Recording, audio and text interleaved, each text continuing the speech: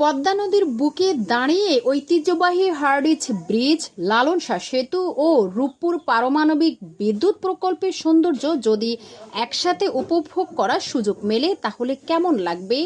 এই অপূর্ব দৃশ্যের সাক্ষী পাবনার ঈশ্বরদী উপজেলার পাকশী জোড়া সেতু এলাকা।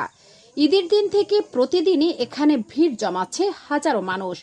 ছোট থেকে বড়, নারী থেকে পুরুষ, শিশু থেকে বৃদ্ধা, সব বয়সীর মানুষ এসেছেন এখানে অপূর্ব প্রাকৃতিক সৌন্দর্য উপভোগ করতে। কেউ এসেছেন পরিবার নিয়ে, কেউ বা বন্ধুদের সঙ্গে আনন্দ ভাগাভাগি করতে।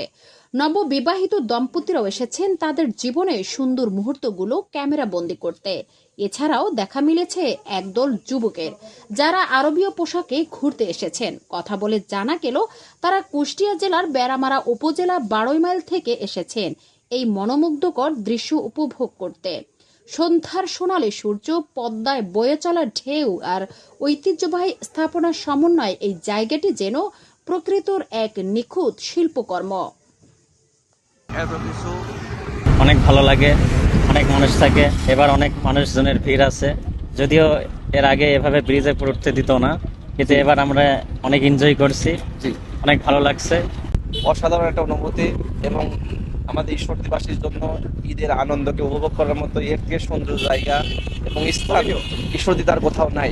একমাত্র ঈশ্বরদীতেই এত মনোরঞ্জন এবং নিরাপদ একটা স্থান, যেখানে একের সঙ্গে দাঁড়িয়ে থাকলে দেখা যায় পাকশীর ঐতিহ্যবাহী হার্ডিং ব্রিজ, তার পাশেই একই সঙ্গে আর একটা ব্রিজ, জোড়া সেতু যাকে বলা হয় লালন শাহ ব্রিজ, তার পাশেই পদ্মা নদী, তার সঙ্গে আবার নতুন রূপপুর পারমাণবিক বিদ্যুৎ কেন্দ্র আপনারা দেখতে পাচ্ছেন। সব মিলাই খুব একটা সৌন্দর্য পরিবেশ, সব মিলাই অনেক সুন্দর ঈদ কাটছে।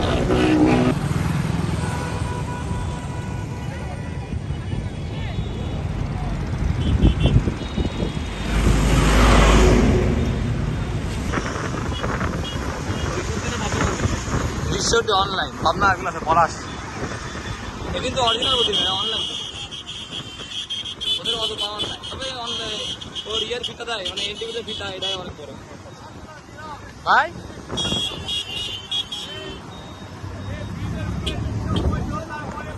না ওই যে মোটর আছে, তো মোটরের জন্য কিছু হয় না।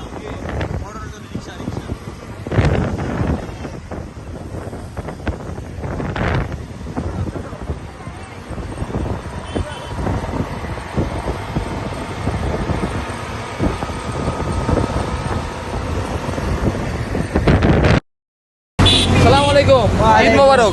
ঈদ মোবারক। আচ্ছা, আজকে আপনারা আসছেন 1 2 3 4 5 6 জন একই রকম পোশাকে অ্যারাবিয়ান স্টাইলে, এর রহস্য কি?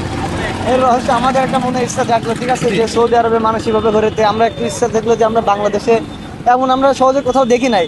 তো আমরা এই ফার্স্ট টাইম কুষ্টিয়া জেলার মধ্যে অনেককে দেখছি, কিন্তু আমাদের মতন একসাথে কাউকে দেখি নাই। তো সেই উদ্যোগে আমি ছেলেপেলেকে বলে সেই উদ্যোগটা নিয়ে আমরা একরকম অ্যারাবিয়ান ড্রেস বানাইছি। আলহামদুলিল্লাহ। আমাদের বাসা হলো কুষ্টিয়া বেড়ামারা 12 মাইল। আচ্ছা, আপনারা যে আসছেন, আর আজকে কি এই পোশাকে প্রথম না এর আগেও বেরোছেন এই পোশাক নিয়ে? হালকা একটু ঘোরাঘুরি করছি, জাস্ট একটু মনে চাইলো যে একটু বেড়ায় আসি, বেড়ায় না হয় নাই, এই জন্য আর কি। আচ্ছা, আপনারা তো এমনি লেখাপড়া করেন নাকি? আমি মাদ্রাসার শিক্ষক। মাদ্রাসার শিক্ষক, আর এগুলো ছাত্র নাকি? এরা যে ছাত্র। যাক, ভালো লাগলো আপনাদের এই পোশাকে, কারণ আমরা তো এই অঞ্চলে এই পোশাক কখনো কাউকে দেখি না, দেখলেও হয়তো শখ করে 2-1 জন। আপনারা যেভাবে উদ্যোগ নিয়েছেন, আপনাদের ধন্যবাদ। সালাম। দোয়া করবেন আমাদের।